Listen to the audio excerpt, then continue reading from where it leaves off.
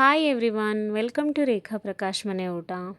ಇವತ್ತಿನ ಈ ವಿಡಿಯೋದಲ್ಲಿ ಮನೆಯಲ್ಲೇ ನಾವು ಹೋಟೆಲ್ ಶೈಲಿಯ ವಾಂಗಿಬಾತ್ ಮಾಡೋದು ಹೇಗೆ ಅಂತ ತೋರಿಸ್ಕೊಡ್ತೀನಿ. ಯೂಶಲಿ ವೈಟ್ ರೈಸ್ ಮಾಡಿಟ್ಕೊಂಡು ಸಪ್ರೇಟ್ ಗೊಜ್ಜು ಮಾಡಿಟ್ಕೊಂಡು ಬಳಸೋದನ್ನ ನೀವು ನೋಡಿರ್ತೀರಾ. ಒಂದ್ಸಲ ಈ ಥರ ಮಾಡ್ಕೊಂಡು ಟೇಸ್ಟ್ ಮಾಡಿ, ಖಂಡಿತ ನಿಮಗೆ ಈ ರುಚಿ ಇಷ್ಟ ಆಗುತ್ತೆ. ಬನ್ನಿ ಹಾಗಿದ್ರೆ ಹೇಗೆ ಮಾಡೋದು ನೋಡೋಣ. ಫಸ್ಟು ತೆಂಗಿನಕಾಯಿ, ಶುಂಠಿ, ಬೆಳ್ಳುಳ್ಳಿ, ಚಕ್ಕೆ, ಲವಂಗ ಎರಡೇ ಏಲಕ್ಕಿ ಹಾಕಿ ಒಂದು ಸಿಂಪಲ್ಲಾಗಿ ಮಸಾಲೆ ರುಬ್ಕೋಬೇಕು. ಸ್ವಲ್ಪ ನುಣ್ಣಗೆ ರುಬ್ಕೊಂಡ್ರೆ ಸಾಕಾಗುತ್ತೆ. ಮತ್ತು ಬೆಳ್ಳುಳ್ಳಿಗೆ ಸಿಪ್ಪೆ ಸುಲಿದು ತೊಗೊಳ್ಳಿ, ತುಂಬ ಚೆನ್ನಾಗಾಗುತ್ತೆ ಟೇಸ್ಟು. ಮೊದಲಿಗೆ ನಾನಿಲ್ಲಿ ಕುಕ್ಕರ್ ಇಟ್ಕೊಂಡಿದ್ದೀನಿ. ಕುಕ್ಕರ್ ಬಿಸಿ ಆದಮೇಲೆ ನಾವು ಸ್ವಲ್ಪ ಎಣ್ಣೆ ಹಾಕೋಬೇಕಾಗತ್ತೆ. ಎಣ್ಣೆ ಬಿಸಿ ಆದಮೇಲೆ ಪಲಾವ್ ಸಾಮಾನುಗಳನ್ನ ಹಾಕೋಬೇಕಾಗುತ್ತೆ. ಪಲಾವ್ ಸ್ಪೈಸಸ್ ಯಾವುದೆಲ್ಲ ಇದೆ ಅದನ್ನೆಲ್ಲ ಹಾಕ್ಕೊಳ್ಳಿ. ಸ್ವಲ್ಪ ಕಸೂರಿ ಮೇಥಿ ಮಾತ್ರ ಮಿಸ್ ಮಾಡ್ದಲೇ ಹಾಕ್ಕೊಳ್ಳಿ ಈ ರೆಸಿಪಿಗೆ. ಪಲಾವ್ ಸಾಮಾನು ಹಾಕ್ಕೊಂಡಾದ್ಮೇಲೆ 2 ಈರುಳ್ಳಿನ ಸ್ಲೈಸಾಗಿ ಕಟ್ ಮಾಡಿಕೊಂಡು ಹಾಕೋಬೇಕಾಗುತ್ತೆ. ಇದಕ್ಕೆ 2 ಈರುಳ್ಳಿ ಬಳಸ್ಕೊಳ್ಳಿ, ಚೆನ್ನಾಗಾಗುತ್ತೆ ಈರುಳ್ಳಿದು ಟೇಸ್ಟು. ಸೊ ನಾನಿಲ್ಲಿ ಈರುಳ್ಳಿನ ಆ್ಯಡ್ ಮಾಡಿಕೊಂಡು ಚೆನ್ನಾಗಿ ಹುರ್ಕೋತೀನಿ. ಅದಾದಮೇಲೆ ನೋಡಿ, ನಾವು 4ರಿಂದ 5 ಒಣಮೆಣ್ಸಿನ್ಕಾಯಿನ ಸೇರಿಸ್ಕೋಬೇಕಾಗುತ್ತೆ ಒಗ್ಗರಣೆಗೆ. ಇದರಲ್ಲಿ ಈ ವಾಂಗಿಬಾತಲ್ಲಿ ಇದೇ ಡಿಫ್ರೆಂಟ್ ಅಂತ ಹೇಳ್ಬೋದು. ಯೂಶಲಿ ಎಲ್ಲ ಬಾತ್ಗಳಿಗೂ ನಾವು ಹಸಿಮೆಣ್ಸಿನ್ಕಾಯಿನ ಯೂಸ್ ಮಾಡ್ತೀವಿ, ಬಟ್ ಈ ಥರ ವಾಂಗಿಬಾತ್ಗೆ ಒಣಮೆಣ್ಸಿನ್ಕಾಯಿ ಯೂಸ್ ಮಾಡಿ. ಸೊ ಈ ಒಣಮೆಣ್ಸಿನ್ಕಾಯಿ ಮತ್ತು ಈರುಳ್ಳಿ, ಪಲಾವ್ ಸಾಮಾನೆಲ್ಲ ಚೆನ್ನಾಗಿ ಹುರ್ಕೊಂಡಾದಮೇಲೆ ಬಟಾಣಿನ ಹಾಕೋಬೇಕಾಗುತ್ತೆ ಸ್ವಲ್ಪ. ನಾನಿಲ್ಲಿ ಹಸಿ ಬಟಾಣಿ ಬಳಸಿದ್ದೀನಿ. ನಿಮಗೆ ಹಸಿ ಬಟಾಣಿ ಇಲ್ಲ ಅಂತಂದರೆ ನೈಟೇ ಒಣ ಬಟಾಣಿನ ನೆನೆಸ್ಬಿಟ್ಟು ಬಳಸ್ಬೋದು. ಬಟಾಣಿನ ಸ್ವಲ್ಪ ಫ್ರೈ ಮಾಡ್ಕೊಂಡಾದಮೇಲೆ ನೋಡಿ, ಬದನೆಕಾಯಿನ ಹಾಕೋಬೇಕಾಗತ್ತೆ. ಎಲ್ರಿಗೂ ಗೊತ್ತಿರುತ್ತೆ ವಾಂಗಿಬಾತಲ್ಲಿ ಮೇಯ್ನ್ ಇಂಗ್ರೀಡಿಯೆಂಟ್ ಅಂದರೆ ಬದನೆಕಾಯಿ ಅಂತಲೇ. ಇದನ್ನು ನಾವು ಕುಕ್ಕರಲ್ಲಿ ಮಾಡ್ತಿರೋದ್ರಿಂದ ಸ್ವಲ್ಪ ದಪ್ಪನೇ ಕಟ್ ಮಾಡ್ಕೊಂಡಿದ್ದೀನಿ. ಕಟ್ ಮಾಡಿಕೊಂಡು ನೀಟಾಗಿ ವಾಶ್ ಮಾಡಿಕೊಂಡು ಬಳಸ್ತಾ ಇದ್ದೀನಿ. ಸೊ ಇವಾಗ ಇಲ್ಲಿ ಈ ಸ್ಟೇಜಲ್ಲಿ ಈ ಒಗ್ಗರಣೆಯಲ್ಲಿ ಚೆನ್ನಾಗಿ ಹುರಿಬೇಕು ಬದನೆಕಾಯಿನ ಅಟ್ಲೀಸ್ಟ್ ಒಂದು 2 ಮಿನಿಟ್ಸ್ನಾದರೂ ಫ್ರೈ ಮಾಡಬೇಕಾಗುತ್ತೆ. ಆದರೂ ಅದು ಕಂಪ್ಲೀಟಾಗಿ ಫ್ರೈ ಆಗಿರಲ್ಲ, ಬಟ್ ಇಟ್ಸ್ ಓಕೆ.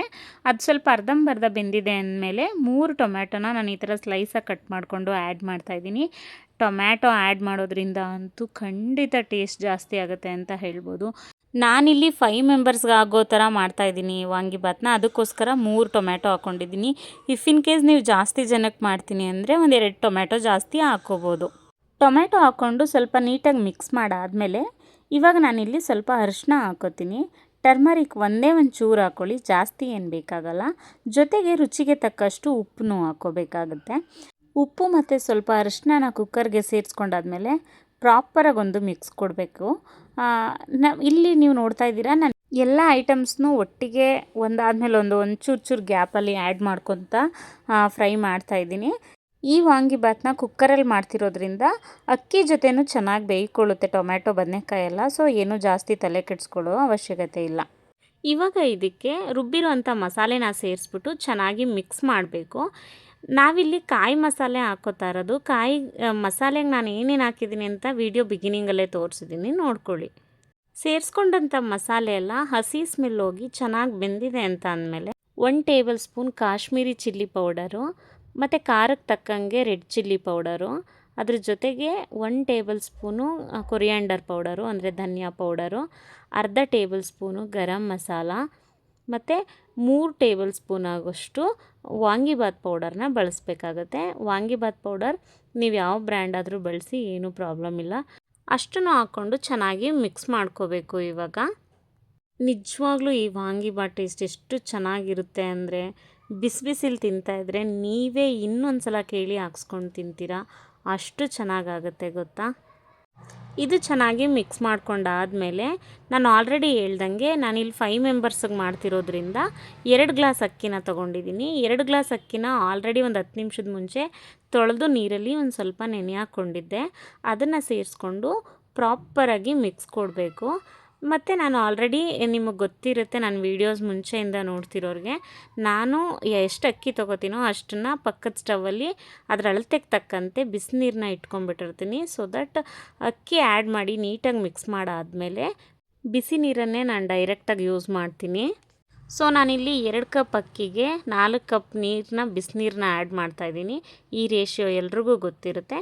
ಸೊ ನೀರೆಲ್ಲ ಹಾಕ್ಕೊಂಡಾದಮೇಲೆ ಪ್ರಾಪರಾಗಿ ಮಿಕ್ಸ್ ಕೊಟ್ಬಿಟ್ಟು ಇಲ್ಲಿ ನೀವು ಸಾಲ್ಟ್ನ ಚೆಕ್ ಮಾಡ್ಕೋಬೋದು, ಉಪ್ಪು ಸಪ್ಪೆ ಹೇಗಿದೆ ಅಂತ. ಇನ್ ಕೇಸ್ ಏನಾದರೂ ಸಪ್ಪೆ ಇದ್ದರೆ ಆ್ಯಡ್ ಮಾಡ್ಕೋಬೋದು ಸಾಲ್ಟ್ನ. ಇದಾದಮೇಲೆ ಸ್ವಲ್ಪ ಕೊತ್ತಂಬರಿ ಸೊಪ್ಪು ಮತ್ತು 1 ಟೇಬಲ್ ಸ್ಪೂನ್ ತುಪ್ಪನ ಹಾಕ್ಬಿಟ್ಟು ಕುಕ್ಕರ್ದು ಮುಚ್ಚಳ ಮುಚ್ಚಿ 2 ವಿಷಿಲ್ ಬರೆಸಿ. 2 ವಿಷಿಲ್ಗೆ ತುಂಬ ಚೆನ್ನಾಗಾಗಿರುತ್ತೆ. ಕುಕ್ಕರ್ ವಿಷಿಲ್ ತಣ್ಣಗಾದ್ಮೇಲೆ ಕುಕ್ಕರ್ ಲಿಡ್ ಓಪನ್ ಮಾಡಿ ತೋರಿಸ್ತಾ ಇದ್ದೀನಿ ನೋಡಿ ಹೇಗಾಗಿದೆ ವಾಂಗಿಬಾತ್ ಅಂತ. ಕುಕ್ಕರ್ ಮುಚ್ಚಳ ಓಪನ್ ಮಾಡಿದ ತಕ್ಷಣ ತುಂಬ ಹೊಗೆ ಬಂದ್ಬಿಡ್ತು. ಅದಕ್ಕೆ ನೋಡಿ ಸೈಡ್ ಆ್ಯಂಗಲಿಂದನೇ ತೋರಿಸ್ತಾ ಇದ್ದೀನಿ ಹೇಗಾಗಿದೆ ಅಂತ. ತುಂಬ ರುಚಿಯಾಗುತ್ತೆ. ತುಂಬ ಸಮಯನೂ ತೊಗೊಳ್ಳಲ್ಲ ಇದನ್ನು ಮಾಡೋಕ್ಕೆ. ನೋಡಿದ್ರಿ ಅಲ್ವಾ ಎಷ್ಟು ಸಿಂಪಲ್ ಹೋಟೆಲ್ ಸ್ಟೈಲ್ನ ವಾಂಗಿಬಾತ್ನ ಮನೇಲೇ ಮಾಡೋದು ಅಂತ. ಇದಾಗಿತ್ತು ಇವತ್ತಿನ ಸ್ಪೆಷಲ್ ರೆಸಿಪಿ. ಯಾರೆಲ್ಲ ನನ್ನ ಚಾನಲ್ನ ಇನ್ನೂ ಸಬ್ಸ್ಕ್ರೈಬ್ ಮಾಡ್ಕೊಳ್ದೆಲ್ಲ ನೋಡ್ತಾ ಇದ್ದೀರಾ, ಪ್ಲೀಸ್ ಒಂದು ಸಬ್ಸ್ಕ್ರೈಬ್ ಮಾಡ್ಕೊಂಡು ನೋಡಿ. ಹಾಗೆ ಯಾರೆಲ್ಲ ಆಲ್ರೆಡಿ ನನ್ನ ಚಾನಲ್ ಸಬ್ಸ್ಕ್ರೈಬ್ ಮಾಡಿದ್ದೀರಾ ಎಲ್ರಿಗೂ thank you so much. And ಈ ವಿಡಿಯೋ ನಿಮ್ಗೆ ಇಷ್ಟ ಆಗಿದ್ದರೆ ದಯವಿಟ್ಟು ಲೈಕ್ ಮಾಡಿ, ಶೇರ್ ಮಾಡಿ, ಹಾಗೆ ಕಾಮೆಂಟ್ ಮಾಡಿ. ರೆಸಿಪಿನ ನೀವು ಒಂದ್ಸಲ ಟ್ರೈ ಮಾಡಿ, ಖಂಡಿತ ನಿಮಗೂ ಇಷ್ಟ ಆಗುತ್ತೆ. Thank you so much.